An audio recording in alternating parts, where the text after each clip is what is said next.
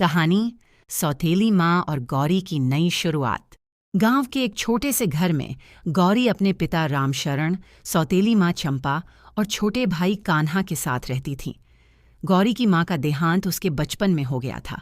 उसके पिता ने घर और बच्चों को संभालने के लिए चंपा से दूसरी शादी की थी। चंपा को जल्द ही एक बेटा हुआ, कान्हा। वह कान्हा पर अपनी जान छिड़कती थी, लेकिन गौरी को हमेशा अपने प्यार से दूर रखती। उसे लगता था कि गौरी केवल एक जिम्मेदारी है जिसे निभाना मजबूरी है। चंपा अक्सर गौरी को सारा काम सौंप देती और खुद कान्हा के साथ समय बिताती। गौरी सुबह से लेकर शाम तक घर के कामों में लगी रहती। उसे चंपा के ताने और डांट सहने की आदत पड़ गई थी। गौरी का छोटा भाई कान्हा अभी केवल 5 साल का था। भले ही चंपा गौरी के साथ कठोर थी, लेकिन गौरी कान्हा से बहुत प्यार करती थी। वह उसे रोज अपने हाथों से खाना खिलाती, उसके साथ खेलती और उसकी हर जरूरत का ध्यान रखती।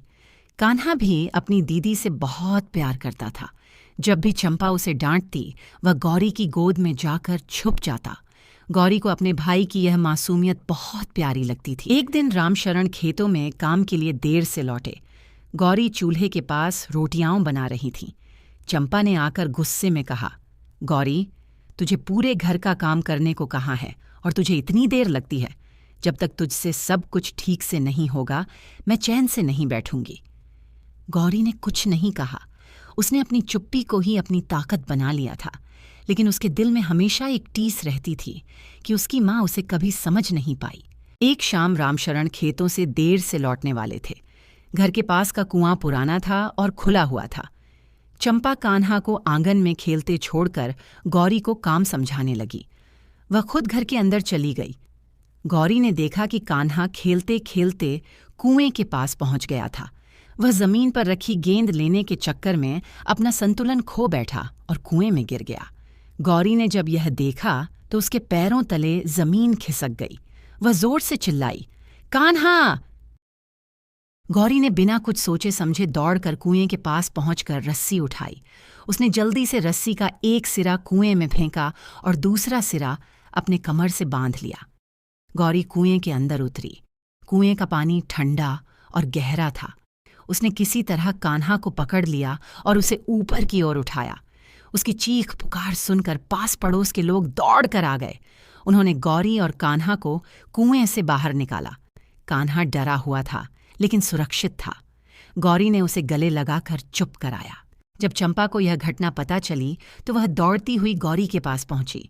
उसने देखा कि गौरी खुद भीगी हुई थी और ठंड से कांप रही थी, लेकिन उसके चेहरे पर संतोष था कि उसका भाई सुरक्षित है।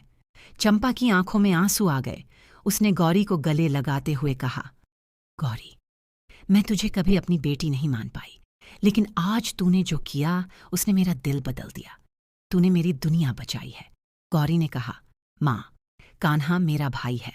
मैंने तो वही किया जो एक बहन को करना चाहिए। रामशरण भी वहां पहुंचे। उन्होंने गौरी को अपने सीने से लगाते हुए कहा, बेटी, मुझे तुझ पर गर्व है। आज तूने साबित कर दिया कि सच्चा प्यार रिश्तों की गहराई से नहीं, दिल से होता है।